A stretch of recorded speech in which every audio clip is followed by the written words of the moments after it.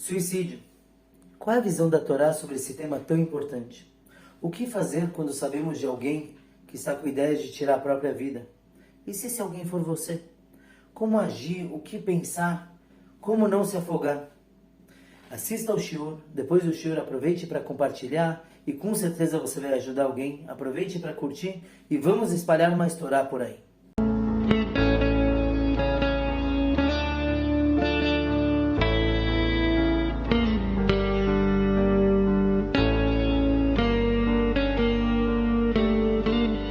Hoje vamos falar sobre suicídio, um assunto que é tabu na comunidade, principalmente entre os ortodoxos, não se fala muito sobre isso. E por que eu escolhi justamente esse assunto?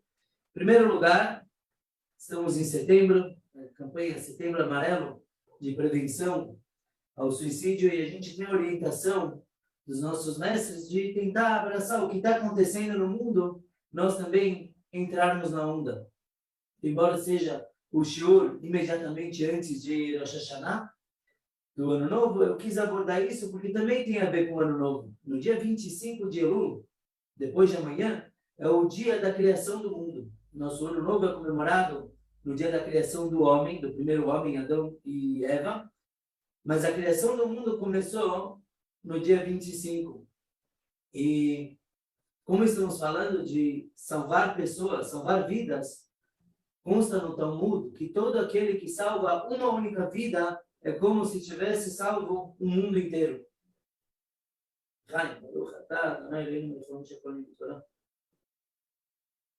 Por isso mesmo que Hashem, Deus, criou um homem e uma mulher para mostrar que, na verdade, cada um é único e importante para ele. Suicídio é uma pandemia que acontece o tempo todo. De acordo com a OMS, tem mais de 1 milhão de acontecimentos, de mortes por conta de homicídio por ano. Se estima que a cada 40 segundos alguém tira a sua própria vida. Aqui no Brasil, é uma média de 32 suicídios por dia. Então, é óbvio que em algum momento a gente tem que abordar esse assunto, porque é uma coisa muito grave. E ninguém pode falar, não, mas no meu círculo de amigos isso não acontece. A gente nunca sabe o que as pessoas realmente estão pensando. Então, temos que abordar, temos que saber como lidar com isso, com esses números tão terríveis. Temos que fazer alguma coisa. Em primeiro lugar, vamos ver como a Torá aborda o suicídio. A gente sabe que não devemos roubar, não devemos matar, não devemos almejar o que é do outro, os 10 mandamentos famosos, os 613 mandamentos na Torá. Mas onde se encontra o suicídio? Então, logo no começo da criação do mundo, Deus ele diz para Noé que ele vai, então no começo, ele diz que ele vai cobrar qualquer assassinato. Se uma pessoa mata outra, Deus nos livre, Deus vai cobrar as contas, vai dar atenção e exigir um julgamento. E na Torá, isso é escrito com uma linguagem dupla. Nossos sábios aprendem daqui que não se trata somente de uma pessoa tirar a vida de outra, mas também a própria vida. A pessoa não tem direito de fazer isso. Sabemos o quanto a Torá e o judaísmo prezam pelo bem-estar da pessoa, cuidar da saúde. A Torá diz, vocês cuidarão muito das suas almas, quer dizer, a saúde do corpo deve ser algo constante para preservar a alma aqui embaixo. Então, quando falamos de tirar a própria vida, a Torá considera isso como um dos maiores pecados. Afinal de contas, a vida não é da pessoa. Todos achamos que podemos cuidar da nossa vida como a gente bem entende. Não é verdade. A Bíblia proíbe, por exemplo, tatuagem. Por quê? Porque o corpo, apesar de ser meu, não é uma posse minha. Eu cuido dele, eu uso dele para poder mudar e melhorar o mundo, mas ele não é meu para fazer o que eu bem entender com ele. Então, uma pessoa não pode se mutilar, uma pessoa não deve fazer jejuns desnecessários. Já falamos sobre isso na aula sobre jejuns. Isso é completamente errado, porque não é meu. Na verdade, é um empréstimo que Deus faz. Deus me empresta um corpo, Deus me empresta uma alma, e depois ele quer saber o que eu fiz com ela, se eu fiz bom proveito, se eu usei direito ou se eu deixei de forma descuidada. Qualquer coisa que uma pessoa pega emprestada, ele não pode fazer o que ele bem quiser. Se eu pegar um carro emprestado, eu não posso ficar acelerando muito, estragar o motor, eu tenho que cuidar bem dele, porque isso não é meu. Quando a gente chega, então, no assunto de suicídio, que é, obviamente, muito mais grave do que qualquer outra coisa que possamos fazer com o nosso corpo, temos que entender por que ele acontece. Claro, por se tratar de algo humano, então não existe uma regra geral, mas existem ideias e de acordo com as estatísticas, por que essas coisas acontecem. Escutei recentemente um podcast de uma psicóloga, chama Alana Mijar, inclusive eu recomendo procurarem sobre ela, muito interessante. E ela falou sobre o assunto de suicídio, conectado ao mês, e ela diz que todo suicídio, quer dizer, geralmente é conectado ao sofrimento. A pessoa está sofrendo, ela não sabe como escapar do sofrimento dela, então ela busca o suicídio como uma válvula de escape. Eu não tenho mais que lidar com os problemas. Ela até descreve que a pessoa se vê como numa sala fechada, sem janelas, ela se sente afogando lá, e não tem para onde se retirar, não tem como acalmar isso. O suicídio é contra o instinto da pessoa. Nenhum animal se mata, não sem um propósito. A gente vê mães no reino animal se deixando ser pega por predadores para salvar a vida dos filhotes, mas isso é uma coisa muito objetiva. Nenhum animal se joga sem nenhum motivo. O ser humano é o único que consegue fazer isso conscientemente. Mas o cérebro não gosta disso. Uma vez eu li que pessoas que tentam, Deus nos livre, tirar suas vidas com armas, elas geralmente usam num certo ângulo, não é momento de demonstrar, mas viram que, embora muitas sim consigam se matar, o ângulo que o projétil atingiu não é o ângulo que era a intenção da pessoa no começo. Por quê? Porque na hora que ele vai tirar a vida, Deus nos livre, o cérebro manda a cabeça desviar, por exemplo. Então, não é natural uma pessoa fazer isso. Mas, quando ela se sente aprisionada, então, no momento de talvez uma certa falta de juízo, ela entenda que essa é a forma dele escapar ao sofrimento. Não é que ela quer tirar a vida, mas ela enxerga isso como uma forma de não sofrer mais. No nosso corpo, isso é muito mais comum, a gente tem essa mesma reação. O que é um desmaio? Quando a pessoa perde a consciência, quando a pessoa sofre um golpe, ou quando ela está com hipoglicemia, por exemplo, ela desmaia porque o cérebro quer desligar. Ele sabe que ele tem que se recompor, e se ele estiver funcionando, a pessoa não vai deixar o cérebro se recompor, então ele desmaia, ele desliga e deixa o corpo cuidar do problema que ele tem. Ou quando a pessoa recebe uma notícia muito assustadora, muito repentina, ela desmaia, porque o cérebro não tem que mais lidar com isso. Uma forma proporcional, o suicídio é a mesma coisa, ele não quer mais lidar com sofrimentos, ele não quer lidar com não saber como escapar desses sentimentos, então ele tira a própria vida. A realidade é que no judaísmo isso não é solução. Lemos no Pirkei Avot, na Ética dos Pais, no 4º capítulo, na Mishnah 22, diz lá o seguinte, para a pessoa, não pense que o túmulo é escapatória. Porque você vem para o mundo contra a tua vontade, e você vai do mundo contra a tua vontade. E depois você vai prestar contas perante Deus. Então, nós, acreditando piamente na existência de um Todo-Poderoso, a gente sabe que os problemas não é que deixam de existir. A gente só não tem mais como lidar com eles, mas eles continuam afligindo a pessoa. Quando se aborda uma pessoa que está com pensamentos suicidas, cada um tem que ter uma forma de abordagem, não dá para falar a mesma coisa para todos. Mas quando a pessoa tem fé plena num Deus único, um Deus criador, então isso já chama a atenção, ele sabe que, peraí, não é essa forma que você vai se livrar dos teus pensamentos, você vai se livrar do que te persegue. Tem uma carta do Rebbe de Lubavitch, também, o Rebbe fala que, na realidade, esse é o maior pecado. Porque, no final das contas, a pessoa que peca traindo o cônjuge, a pessoa que peca violando todos os outros preceitos da Torá, ela tem um amor ao maior presente de Deus, que é a vida. Ela não despreza isso. Dizem alguns cabalistas que Deus nos livre quando a pessoa tira a própria vida, nem no purgatório quer receber a alma. Por quê? Porque o purgatório fala, olha, aqui a gente pelo menos deu valor ao que Deus deu. E ele desprezou. Óbvio, não cabe a ninguém julgar. Jamais. Mas isso é uma das coisas que a gente costuma falar, porque a pessoa muito religiosa, ela sabe que ela não vai escapar dos problemas dessa forma.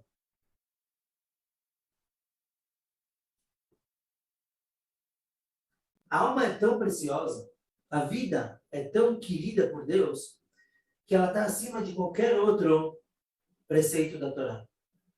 Salvo algumas mitzvot que Deus fala, olha, é melhor você deixar se deixar morrer, não suicidar, mas se deixar morrer do que violar essas leis, mas isso porque a alma não ia aguentar esse tipo de violação. Mas todo o resto dá-se um jeito. Outra coisa que é tabu no judaísmo, todo o conceito de homossexualidade, transgênero. E alguns anos atrás eu estive em uma convenção de rabinos em Nova York. E eu vi que uma das aulas que iam acontecer lá era sobre esse assunto. E como aqui no Brasil é um assunto que está crescendo bastante, então eu fui assistir essa aula. Eu achei que só uns poucos estariam, a sala estava lotada, rabinos de todas as idades, barba branca, todo mundo querendo saber como lidar. Não é segredo para ninguém que a Bíblia, a Torá, não aprova certos comportamentos, mas é uma realidade. E aí um dos rabinos palestrantes falou o seguinte, quando aparece uma pessoa que ela não se dá bem com o próprio corpo, um homem que se vê como mulher e faz a cirurgia, antigamente essas pessoas eram expulsas da comunidade, não eram queridas por ninguém. E aí o rabino falou que isso tem que mudar. Por quê? Porque essa pessoa já não se vê bem no próprio corpo. Ela não concorda com o jeito que ela nasceu, independente do motivo. Não sou psicólogo, então não vou entrar em todos os méritos da questão. Mas o rabino falou o seguinte, essa pessoa já não está bem consigo mesma. Então ela tem uma tendência maior a cometer o suicídio. Que eu sou homem, mas me vejo como mulher, não aguento mais, vou pular de uma ponte. Suicídio é o maior pecado. Então, dá seu jeito de abraçar essa pessoa, de dar apoio, o que antigamente era impensável. Hoje em dia se dá um apoio, se dá um carinho, se dá atenção para ela. Por quê? Pelo menos para evitar que ela cometa um pecado maior ainda. E é um pecado que não tem volta. Isso é uma coisa na alma. A alma sofre por conta disso. Os outros, mesmo os piores pecados, dá-se um jeito. Esse não tem como voltar. Então, por isso, quando a pessoa está nessa situação de querer tirar sua própria vida, tem que procurar ajuda. Porque essa é a maior missão da Torá, salvar uma vida. Aí, obviamente, que tocando nesse assunto, vem a famosa pergunta, mas rabino, é de conhecimento popular que quando uma pessoa tira a própria vida, ela é enterrada do lado de fora do cemitério, ou muito próximo da parede, e não se guarda luto por essa pessoa. É verdade ou não? O suicídio que a gente está falando, que é a pessoa enterrada fora do cemitério, não é qualquer um. Claro que todos são proibidos. Mas esse suicídio é uma pessoa que de cabeça fria foi tirar a própria vida. Ele avisou todo mundo, olha, eu estou subindo aqui para pular, eu vou tirar minha vida. Ele não está nervoso, não está ansioso, não está tendo uma crise, nada. Ele tira a sua própria vida. Isso é considerado, então, o suicida que não se guarda luto, porque como você vai fazer luto por uma pessoa que não honrou a própria vida? Nos outros casos, a maioria das vezes, o suicídio é relacionado não só ao sofrimento, mas a algum problema mental. E problema mental, muita gente está acostumada a ver uma pessoa doida, uma pessoa que anda pela rua, rindo, chorando, berrando. Não é só isso. Depressão também é um problema que tem que ser tratado. Angústia, ansiedade. Então, como eu falei antes, não dá para julgar, porque às vezes a pessoa está em algo que não deixa ele pensar direito. Então, se no caso desse a pessoa tirou a própria vida, então não é que ele teve desprezo pela vida. Ele está passando por uma dor, um sofrimento tão grande que ele não viu, não enxergou outra opção. Então, nesse caso, não se enterra ele fora, porque é um doente. Não no sentido pejorativo da palavra, mas é uma pessoa que está numa aflição que a gente não tem nem como imaginar. Vemos um suicida famoso na Torá, o nosso primeiro rei Saul, Shaul HaMelech. Ele tirou a própria vida, porque ele foi ferido em batalha. Ele até pediu para um ajudante tirar a vida dele, aí ele mesmo foi e pulou numa espada. Eu não vou contar toda a história aqui, mas ele quis tirar a própria vida. Por quê? Existia uma razão por isso. Porque ele sabia que ele ia ser pego. E um rei pego pelo inimigo ia trazer consequências desastrosas para o povo. Então, ele também estava muito aflito, ele sofria de uma espécie de depressão no final da sua vida. Então, ele não enxergou outra saída. Então, será que a gente pode culpar ele, falar que ele é um criminoso de marca maior? Claro que não. Não tem como culpar. Não estamos nos sapatos dele, Baruch Hashem. Tem um local que é famoso como uso de suicídio, Golden Gate. Uma ponte, não me recordo agora quantos metros de altura tem. Queda leva mais ou menos 4 segundos. A maioria das pessoas não sobrevive. Mas uma vez fizeram uma pesquisa com pessoas que sim viveram. Caíram na água, conseguiram, alguém resgatou elas. E perguntaram, qual foi teu pensamento? Você tinha 4 segundos para chegar na água. O que passou pela tua cabeça? E a grande maioria falou arrependimento. A partir do momento que eu pulei, eu queria voltar atrás. Porque eu vi que todos os problemas têm uma solução. Menos isso. Menos isso de eu pular para a morte, não tem como voltar atrás. E esse é outro motivo por que a gente não enterra a pessoa afastada. Porque podemos afirmar com absoluta certeza que quando a pessoa estava logo antes de morrer, ele se arrependeu. Ele fez chuva. Ele, se pudesse, ele voltava atrás. Então, ele foi embora, infelizmente, mas foi como um tzadik, como um justo. Em vida, na teoria, em vida, ele consegue sim se arrepender. Não dá para julgar. Não tem como julgar uma pessoa quando ela está nessa situação. Deus nos livre que ninguém nunca passe por algo assim. Muitas pessoas falam, ele se matou, é um covarde, não aguenta a pressão da vida. E não é verdade. Hashem, por algum motivo, pôs essa pessoa num aperto. E ele não soube lidar com isso, não teve a ajuda necessária e perdeu a vida. Mas não cabe a ninguém julgar. Tem uma senhora Luciana Rocha, ela escreve um texto muito bonito, se não me engano, veio o livro. Depois, o marido dela, ela contou que ele pulou no prédio, e ela conta como que foi antes. Ele foi dar boa noite, fizeram planos para o dia seguinte, mas no meio da noite ele cortou a rede da casa dele, da janela, e pulou. E aí ela diz que ele não é nem covarde e nem herói.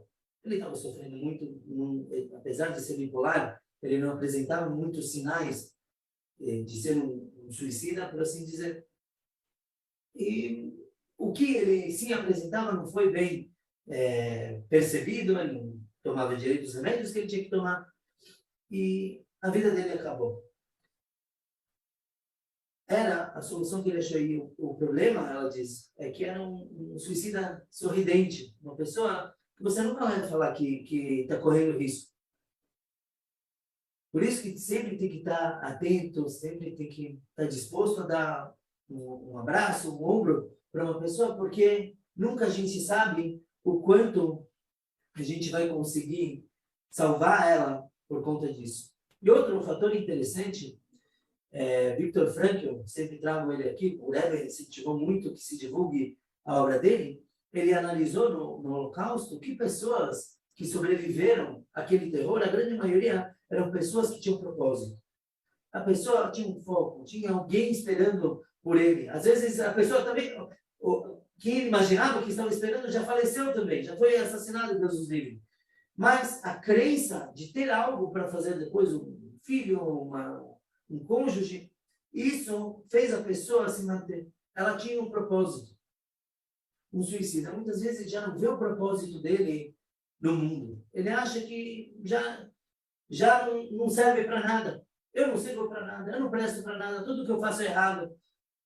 Então, essa é uma outra coisa que temos que levar em consideração, é dar um abraço e mostrar como a pessoa é querida.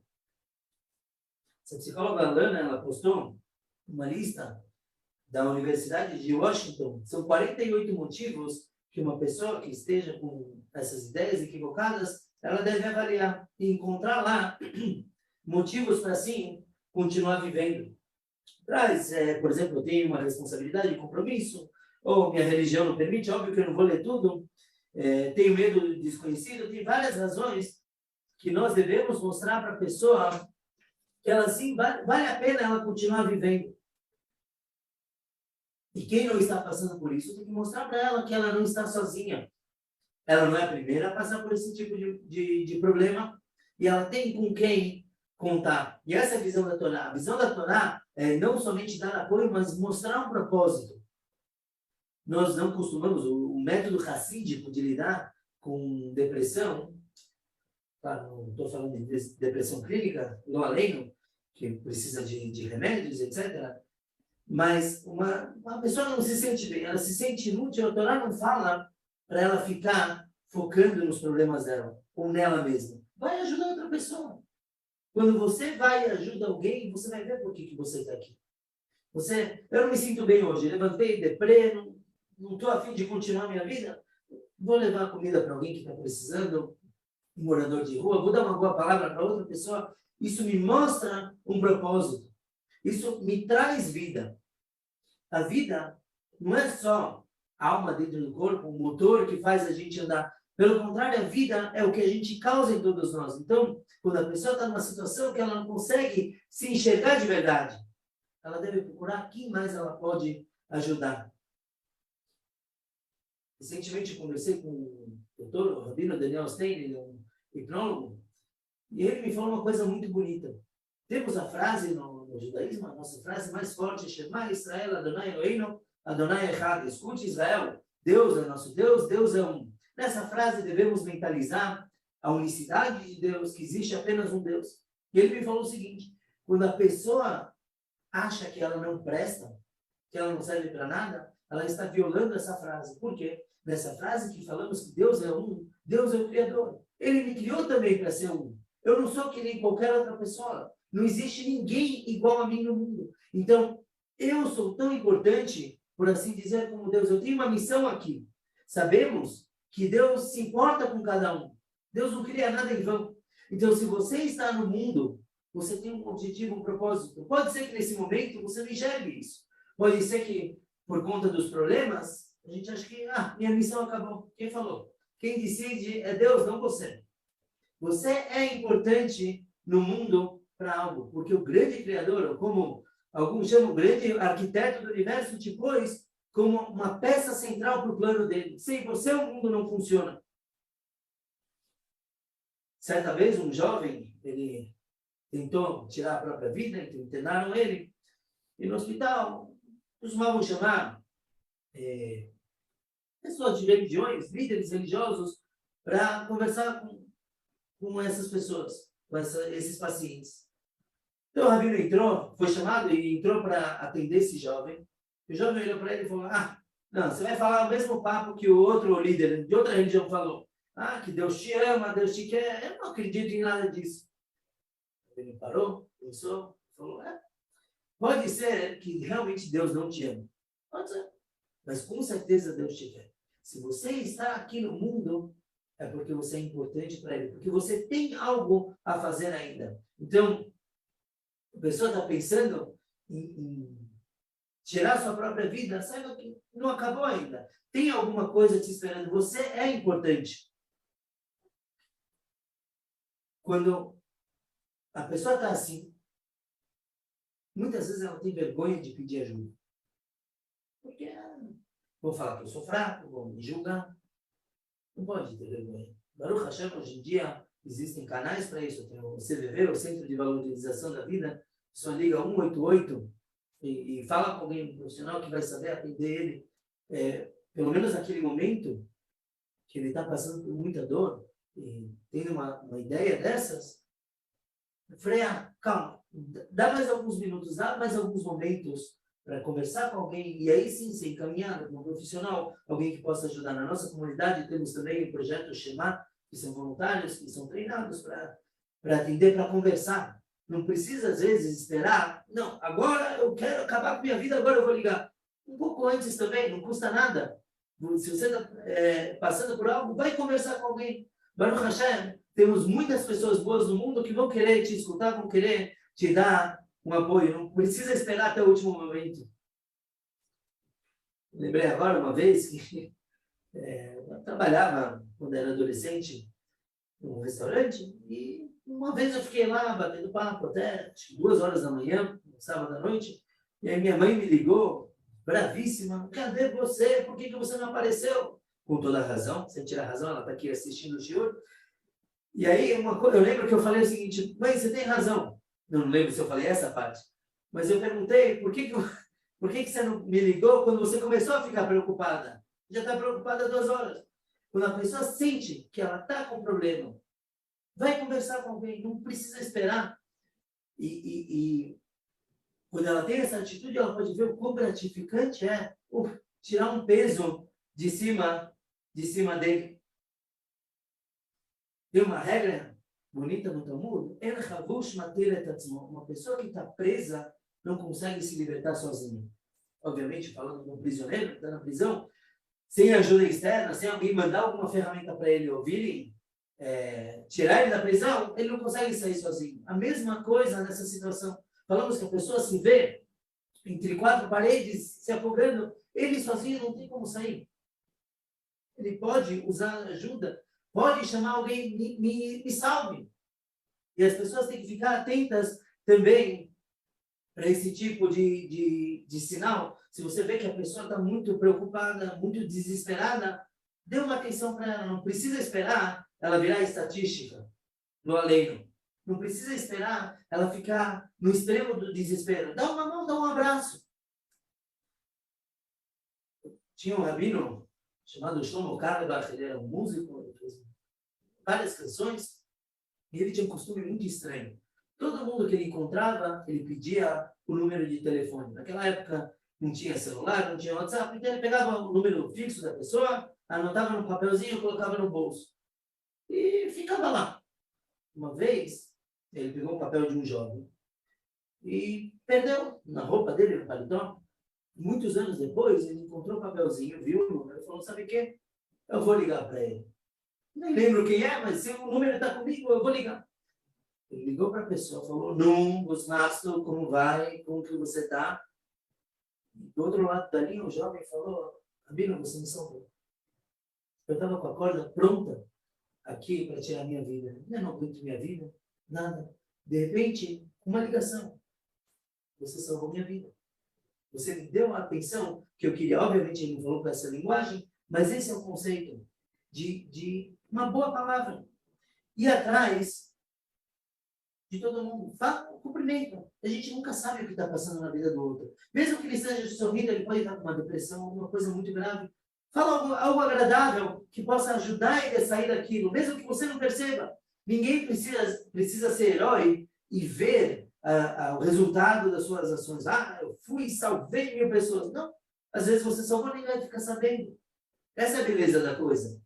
Que nós somos heróis por Deus, pelos outros. O que importa não é orgulho. Então, temos que ser proativos, prestar atenção. Primeira coisa, cumprimentar todo mundo, ser agradável com todo mundo e ficar atento aos sinais. Muitas vezes as pessoas demonstram, ou elas estão deprimidas, ou uma pessoa que é mais aberta, de repente, se fecha, ou ela começa a falar desse assunto, não é uma frescura. As pessoas falam: está querendo atenção. Por quê? Pode ser que sim, ela queira atenção. Qual é a atenção que ela quer? Me ajuda, eu estou num problema. Vem me ajudar, vem falar comigo. Ela só não tem coragem de pedir. Então, presta atenção, não julgar os outros. Tem gente que, de repente, começa a se despedir dos outros de uma forma muito enfática. Um sinal que essa doutora Lana fala no podcast dela, eu achei muito, muito interessante. Que às vezes a pessoa está muito estressada, está com muitos problemas, está sempre nervosa, E do nada, ela fica calma. De repente, está tudo bem. Presta atenção. Por quê?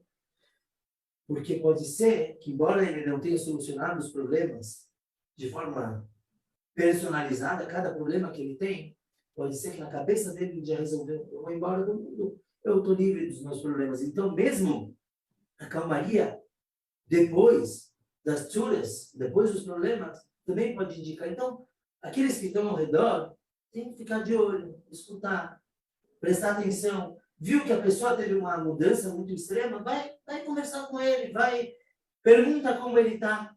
Entre os jovens também é muito comum, por conta de bullying, que também é uma coisa terrível, e que deveria se fazer ainda mais ações para prevenir o bullying. Uma criança que é chamada de gordinha na escola, Deus nos livre, mas o quanto isso pode afetar ela? Isso já está cada vez mais comum em crianças, adolescentes, pré-adolescentes. Ou tem aqueles mexigas, aqueles malucos que inventam jogos.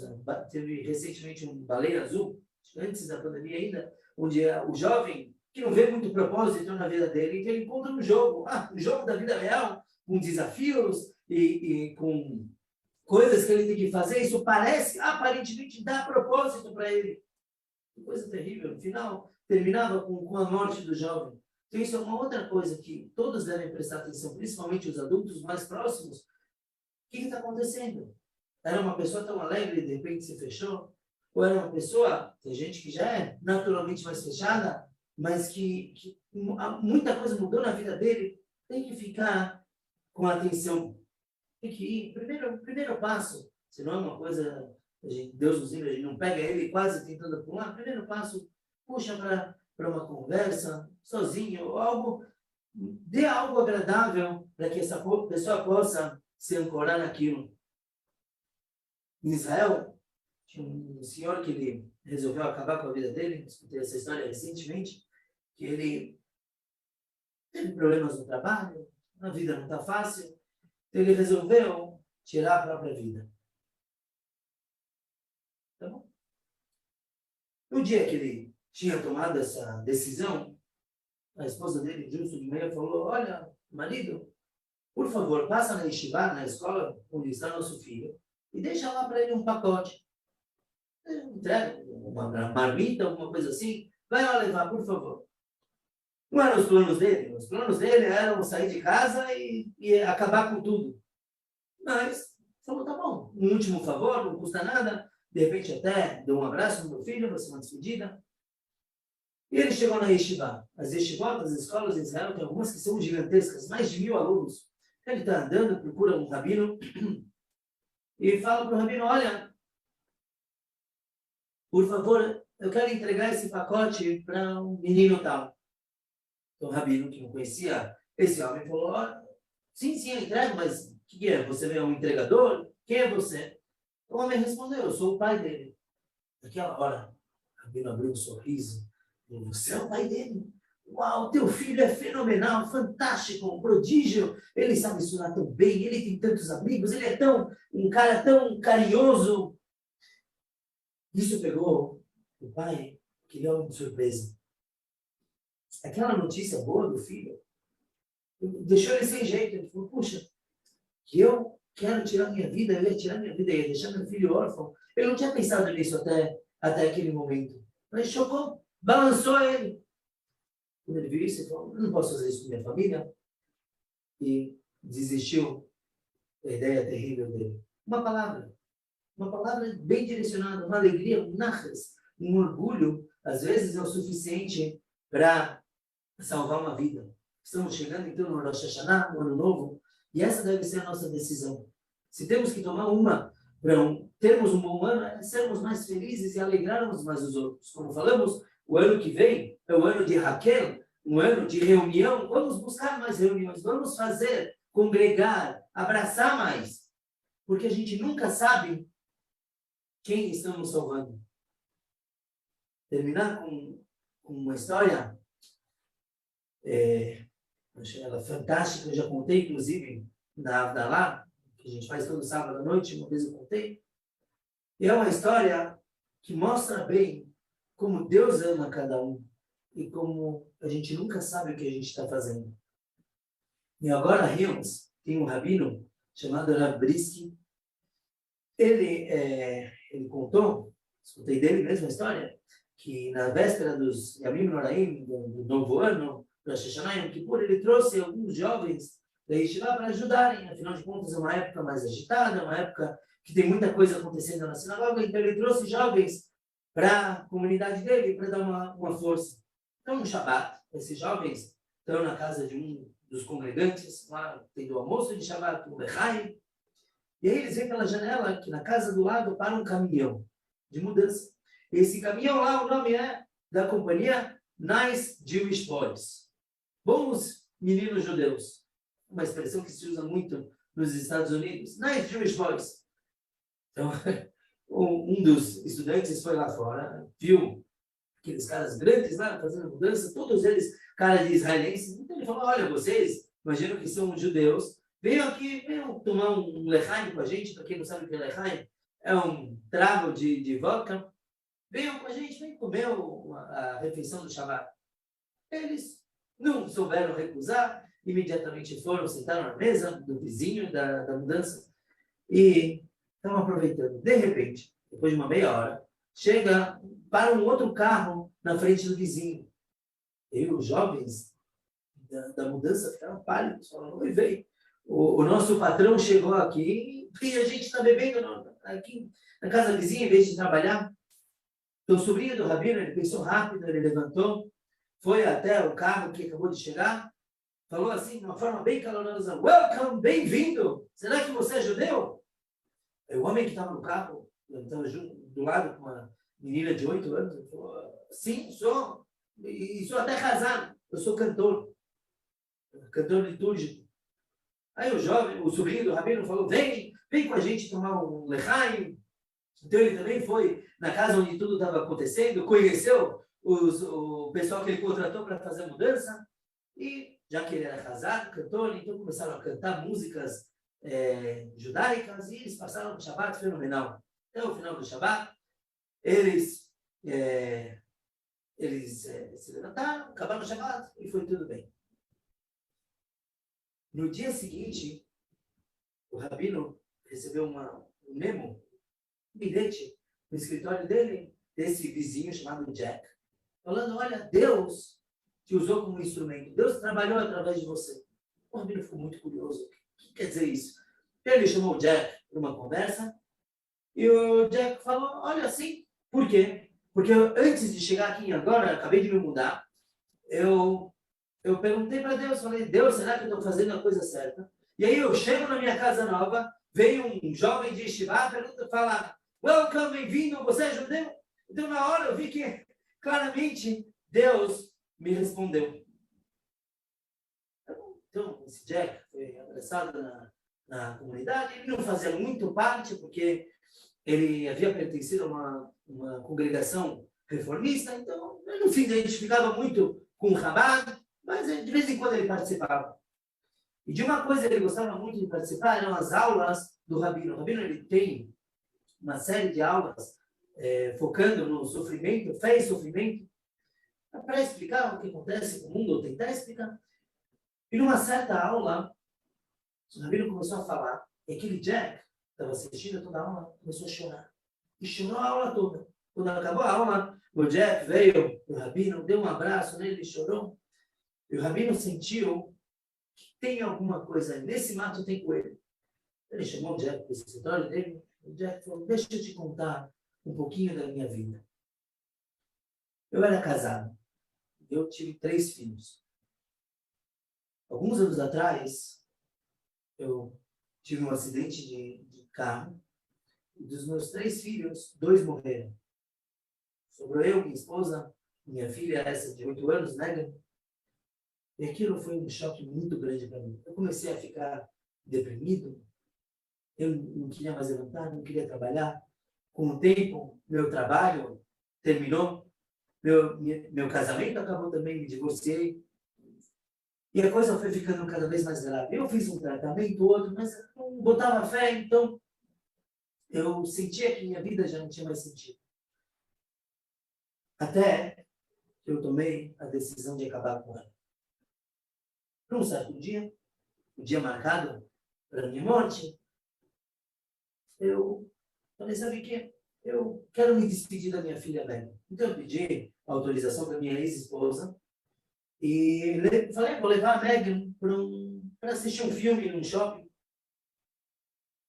E assim, eu peguei ela, falei, óbvio que eu não vou contar meu plano para ela, mas eu vou dar um bom momento com ela e vou embora. Eu escolhi um shopping em Simi Valley para levar ela a assistir o filme. E quando eu entro no shopping, eu começo a escutar música. E como eu sou músico, eu na hora comecei a procurar de onde era, ainda mais eu fui me aproximando, eu vi que era música judaica. Aí eu chego na frente do cinema, tem uma cena muito, muito interessante. Tinha uma Hanukkah, aquele candelabro da festa de Hanukkah, a festa das luzes. E tem os rabinos dançando em volta, puxando todo mundo para dançar. E eu mal percebi, de repente estou eu segurando minha filha pela mão e outro rabino me empurrando e dando voltas naquele candelabro, na menorá, na Hanukkah. E aí, de repente, outro põe um chapéu na minha cabeça. E aí eu me sinto completamente perdido. E eu vejo os olhos da minha filha. E como ela ri com o pai sendo jogado de um lado para o outro na dança. A cada volta que eu dei, a ideia de acabar com minha vida foi evaporando. Eu senti que Deus estava falando para mim, não é hora da dança acabar. Você ainda tem muito para fazer. Acabou a dança, eu entrei no cinema com minha filha, assisti o filme, levei ela para casa e decidi que a vida tem que continuar. Mas eu ainda queria de Deus mais um sinal. Eu resolvi me mudar, escolhi agora Hills. E não é que quando eu cheguei, eu fui recebido pelo teu sobrinho, welcome. E o resto da história você já sabe. Jack, ele levantou os olhos e ele viu o rabino chorando. O rabino correu para a estante dele, pegou um álbum de fotos, começou a virar as páginas das fotos. De repente, ele tira uma, que é a Hanukkah, aquele candelabro, o Jack e ele dançando juntos. Então, olha nós dois aqui, anos atrás, sem nos conhecermos. Dançamos juntos. E o rabino falou, Jack, você tem que saber o quanto Deus te ama. E eu vou te contar agora o meu lado da história. Cada ano passa, decidimos fazer mais uma festa de Hanukkah. O Hanukkah dura 8 dias. Cada noite acendemos mais uma vela. E cada ano que passa, decidimos fazer a festa em outro shopping. Então, eu decidi, naquele ano que eu vou fazer, a festa em Simi Valley. E pronto, eu imprimi cartazes que vai ser em Simi Valley. Só que eu não sei em qual shopping eu posso fazer. Tem 5 shoppings. Então, eu liguei para uma central, alguém que possa me passar telefones de shopping, central telefônica chama. E eu liguei e falei, olha, eu quero o telefone do shopping em Simi Valley. A mulher falou, a atendente falou, qual? Tem 5? Qual você quer? Eu falei, sei lá, me dá um shopping. Não sei qual. Então, ela me passou o telefone do Mountain Gate Shopping Plaza. Falei, tá bom, vai ser lá mesmo que eu vou fazer. Imprimi o endereço e vários flyers, divulguei e fomos para a festa. Comprei balões, chamei malabarista. Chegando lá, eu não tinha feito muito planejamento, ele conta, eu não conhecia, escolhi o shopping e cheguei no shopping. Ele até comentou, quando ele ligou para o shopping para falar que queria fazer a festa, a atendente do shopping falou, você tem certeza que você quer fazer aqui? Quando o rabino chegou no shopping, ele entendeu por que ela falou isso. Era um shopping que estava fechando. Todas as lojas estavam fechadas. Ainda tinha um restaurante aberto e um cinema. Ele chegou lá e falou, oi, o que eu fiz? Eu precisava de um lugar onde passe muita gente para chamar atenção para a festa e eu vim para um lugar fechado. Tá bom, já estou lá. Não dá para mudar, de última hora. Começamos a montar o cenário e pusemos o candelabro, pusemos a música e eu decidi, conta o rabino, eu decidi que eu vou puxar todo mundo para dançar. Pode ser o cara que está passando a vassoura, pode ser alguém que vem no cinema, eu vou puxar todo mundo. Porque se vai ser um fracasso, pelo menos eu tentei. Vou dançar e todo mundo vai participar. E assim foi o rabino. Eu puxei um, puxei outro. E sem saber, eu te puxei também. Então, Deus fez a gente cair naquele shopping para poder salvar a tua vida. Porque essa festa que o Rabino achou que foi um fracasso, salvou a vida do Jack. Todo mundo é importante, irmão. Você é importante. Todo mundo é criado por um motivo. Ninguém, então é isso que a gente vai lembrar no Rosh Hashanah. Eu estou aqui, cheguei no ano 5.783 para poder mudar o mundo. Eu não sei como eu vou fazer isso. Deus sabe. Então eu vou ficar por aqui. Mesmo na hora de um aperto, na hora do sofrimento, converse com alguém, se ajude. Se você não está passando por isso, ajuda outro, vai atrás, abrace todo mundo. Porque vamos permanecer aqui. O ano que vem é o ano de Raquel, como tivemos já uma aula sobre isso, é um ano de reunião. Então vamos aproveitar, fazer reuniões. Vamos fazer acontecer e ajudar cada vez mais pessoas. Vamos difundir essa ideia. Baruch Hashem, uma campanha de mês inteiro. Vamos conscientizar, apesar de ser um tabu, já não é mais quem assistiu o shiur, já vamos, por que não divulgar o shiur, divulgar a Torá, principalmente uma coisa tão especial. E vamos, sim, salvar vidas dos outros e a nossa. Tenhamos, então, um Shana Tová Umetuká, vamos nos abraçar, sorrir e ter um ano maravilhoso. Shkoyach a todos que participaram do shiur, shkoyach a todos que vão divulgar também, é importante, a gente alcançar com essa ideia ainda mais pessoas com o foco da Torá, com o foco divino, o quanto que Hashem ama cada um, vamos divulgar isso, não deixar ninguém esquecer isso em todos os momentos da nossa vida. Shkoyach a todos, Shana Tová Umetuká.